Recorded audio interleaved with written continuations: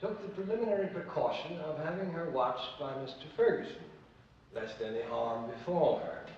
And you have heard that Mr. Elster was prepared to take his wife to an institution where her mental health would have been in the hands of qualified specialists. Mr. Ferguson, being an ex-detective, would have seemed the proper choice for the role of watchdog and protector. As you have learned, it was an unfortunate choice. However, I think you'll agree that no blame can be attached to the husband. His delay in putting his wife under medical care was due only to the need for information as to her behavior, which he expected to get from Mr. Ferguson. He had taken every precaution to protect his wife. He could not have anticipated that Mr. Ferguson's weakness, his fear of heights, would make him powerless when he was most needed. As to Mr. Ferguson, you have heard his former superior, Detective Captain Hansen, from that great city to the north, testify as to his character and ability. Captain Hansen was most enthusiastic.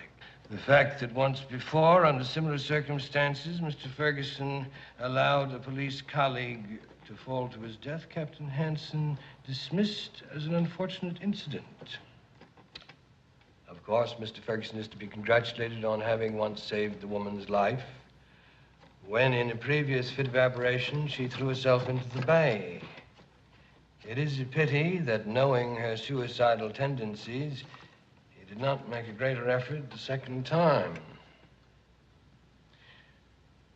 But we are not here to pass judgment on Mr. Ferguson's lack of initiative. He did nothing, and the law has little to say on the subject of things left undone.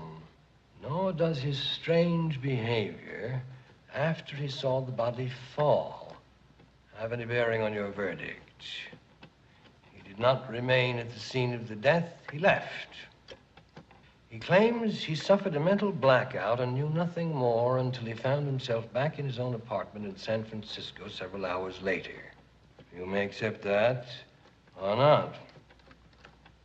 Or you may believe that, having once again allowed someone to die, he could not face the tragic result of his own weakness and ran away. That has nothing to do with your verdict.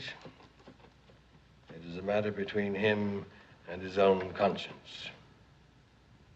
Now, from the evidence of the state of mind of Madeline Elster prior to a death, from the manner of a death, and from the post-mortem examination of the body showing the actual cause of a death, you should have no difficulty in reaching your verdict, gentlemen.